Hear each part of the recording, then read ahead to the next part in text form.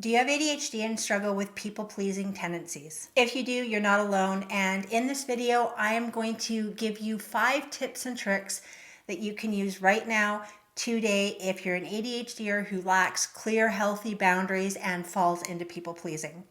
Make sure you stay around to the end of this video. You do not want to miss one of these tips. If you're new to my channel, hi, my name is Sarah and I help late diagnosed ADHD ambitious women. I'm an ADHD coach and I also have ADHD. If you're not already subscribed to my channel, please hit that subscribe button and turn on the notification bell so that you never miss a video from me. I come out with videos, tips and tricks all about ADHD and managing it every single week. The tips I'm going to share with you today, my clients use to have better boundaries so that they no longer fall into the people-pleasing tendencies that so many of us ADHDers tend to fall into. And the reason so many of us fall into these people-pleasing tendencies is because so many of us have heard a lot of negative feedback in the past. We focus on where we come up short and it makes us become these yes people, which really isn't good for us because a lot of times our people-pleasing tendencies are at the expense of our own emotional and mental bandwidth. Tip number 1 is the power of the pause.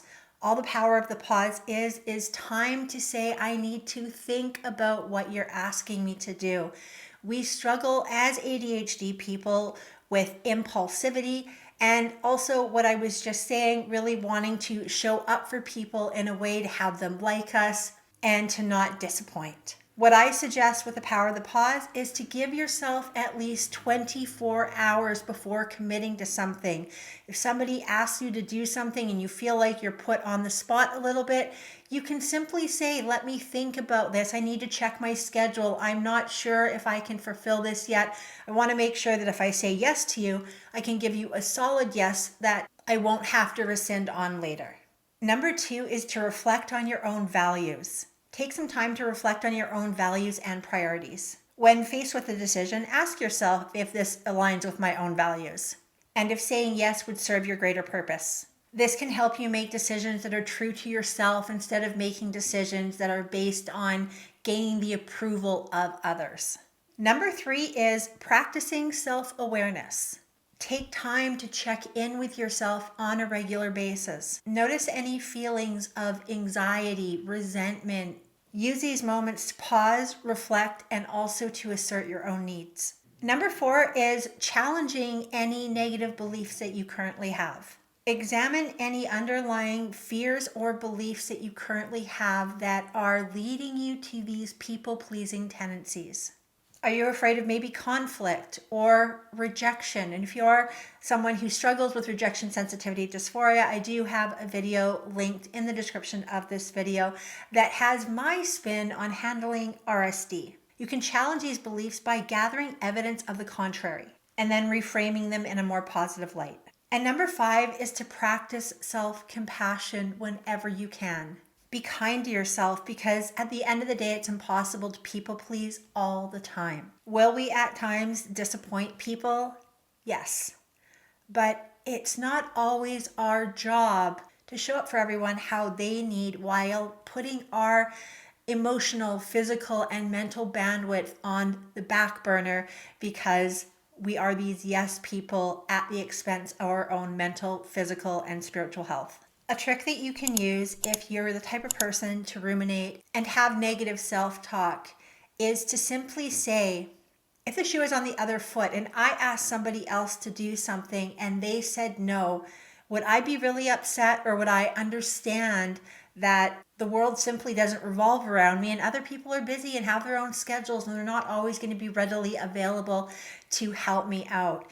Putting that spin on perspective can really talk yourself off the ledge if you start ruminating in people-pleasing behavior, being really, really scared to say yes, but then regret it later, or to say no and then to be afraid others are going to reject you because of it. It's simply not true. And if someone does reject you because you're putting up a boundary and not people-pleasing and telling someone that you simply can't fulfill whatever they've asked you to do, in my opinion, that's a little bit more of a them problem, not a you problem. Because at the end of the day, people are going to treat you how you teach them and how you show them to treat you. And if you're showing up in life as a doormat, then people are going to wipe their feet on you. But if you show up in life as someone who's assertive, someone who wants to help, but also has really clear boundaries and doesn't fall into people pleasing, that is also teaching people how to treat us. And I get it. A lot of us have had a lot of rejection in the past. A lot of us have a lower sense of self and self-esteem because maybe we've come up short. Maybe we're late from time to time, a little bit more disorganized or messy. But that doesn't take away from our value as human beings. Having ADHD is a neurotype that is a disability. And so don't ever let your ADHD get in the way of your value as a human being. There's nothing wrong with you. You're not broken. We just have different brains. And let's face it, the world's not set up for ADHD people. It is set up for neurotypical people. So give yourself some grace. Now, if you are the type of person who struggles with healthy boundaries, people pleasing, rejection sensitivity dysphoria, emotional dysregulation, organization, overwhelm, depression, or anxiety, I'm an ADHD coach and I have made it my life's mission to help late diagnosed women with ADHD to feel confident and to show up unapologetically in their lives so that they can really thrive and lean into their ADHD brains. There's a link to book a call with me in the description of this video. If you're looking for lifetime coaching with an ADHDer who's been through it all and is professionally trained in ADHD coaching, I'd love to get on a call to see if I can help you. I also have a mindset masterclass linked in the description of this video. Thank you so much for watching today. I hope you got a ton of value. If you haven't already liked this video, maybe shared it with a friend, please do so by liking this video and commenting and sharing it. More ADHD people in the algorithm who might be struggling with people-pleasing tendencies just like you will get to watch this video. Thank you so much, and I will see you next week in the next video.